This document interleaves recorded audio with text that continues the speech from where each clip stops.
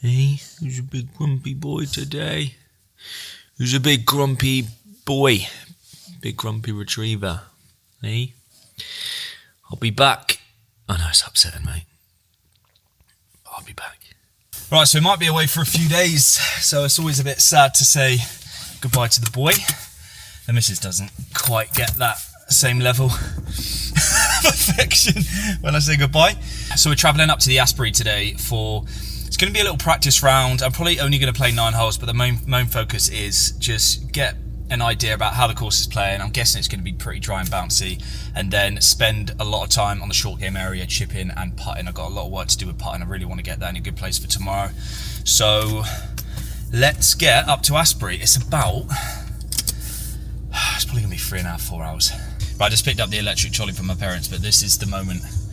This is the moment of truth, where you find out what the M5 is looking like. Let's have a little look. This should take around just over 3 hours. Just wait to see if the M5's completely met. Very nice surprise. 3 hours, 1 minute.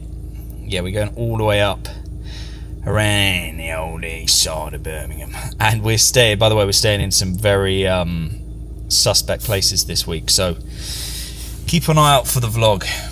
Here we go then. And then it begins. Sat on the M5. And because it was But I can't wait to be on the road.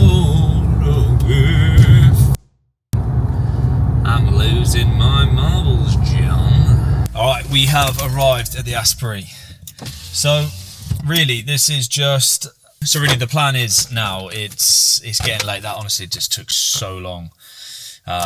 Traffic was horrific. Definitely called it too early. It's 4:45. All I wanted to do today was play a few holes just to see how it's playing, like to see how bouncy it is, to see how the ball's reacting into greens. So I'll probably go out and try and play like 5-6 holes, hit a few balls. So I'm going to take you along for that now, and then I want to put some work in on the short game area, just chipping and putting. So that's the main thing, just really getting up to do a couple hours of that. And obviously just getting up here so I don't have to travel as far in the morning. Like, I was thinking about travelling up tomorrow morning. It would have been, 3 hours, and it's just, with the traffic, you just never know what's going to happen on the M5, even on a Monday morning first thing. So it was a sensible move. So yeah, let's get out there. Right then, boys, lads, John.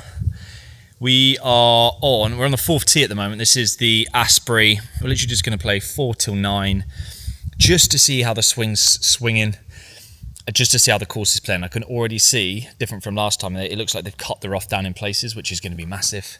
One thing I will say, I've not got my usual little external microphone out here, so the wind noise is probably going to get a bit bad over the next 5 holes. But really, I'm only just filming shots, and I have a little chat every now and again. Just want to see how things are feeling.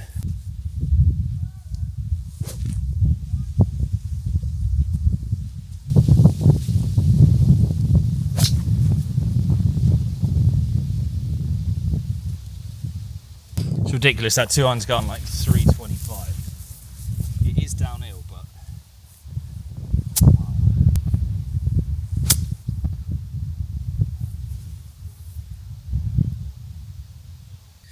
Right, we've just gone back to the line on the ball.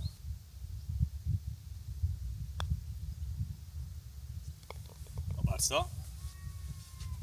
Spent about 45 minutes just doing start line drills yesterday.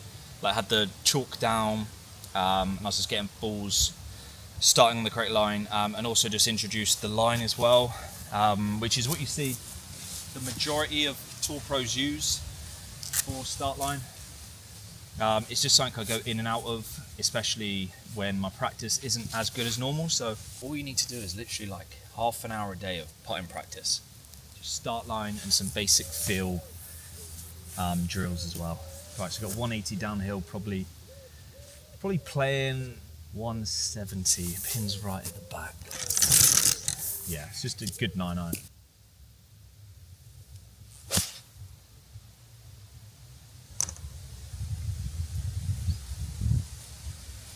Weird, that little pause that I've introduced seems to have completely well, not completely, but it's just changed my trajectory. The wind is off the left, but it's just sort of like minimised the draw, which I kind of like, to be honest. I'm going to start this a bit further left, so just left of the pin.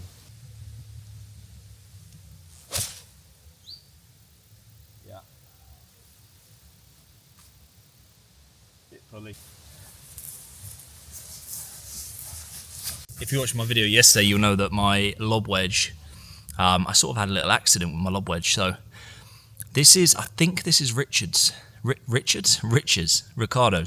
Because at the moment, I've only got 54 degree. And there's a lot of shots around here where you get raised greens and you need to play with either spin or trajectory. So I'm sort of just getting a feel for this. Feels nice. This is the high toe, 58 degree, 10 degrees of bounce. I've never used a high toe before, but yeah, it's spinny. That's just, honestly, just checking so hard. Yeah. You like it? Let's get this little pause working.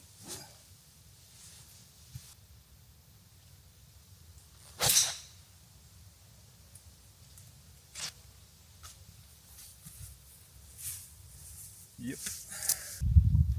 One thing I will say, if you short side yourself around here, you can leave yourself in some horrible situations. The rough around the green is like really thick and juicy, and the greens, well, this one for instance, just goes away from you. So in this position, you'd be stuck really. You'd probably just be trying to find the fat part of this green and hope it doesn't do that. There's really not a lot you can do from here. Obviously you could play sort of like the semi dump into the rough. Quite risky. Yeah, that's gone. Just like this, the back part of the green and then the fringe. So don't short side yourself, basically.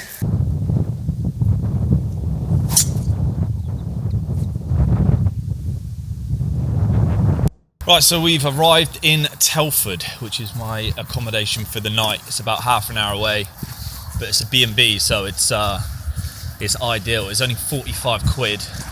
This lovely old lady called Glennis is putting me up for the night and cooking me breakfast for 45 quid.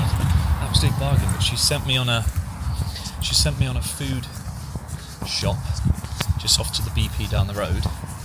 Am I going to be safe in the mean streets of Telford? Right, all we got access to here is a microwave, and it's a Sunday night, so there's no chance of getting some food. So I've got some potatoes. Gonna microwave some potatoes. Probably have them with no butter or anything, and 2 tins of tuna.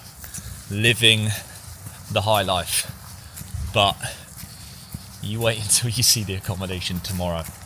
In tomorrow night's accommodation, which is going to be in tomorrow's vlog.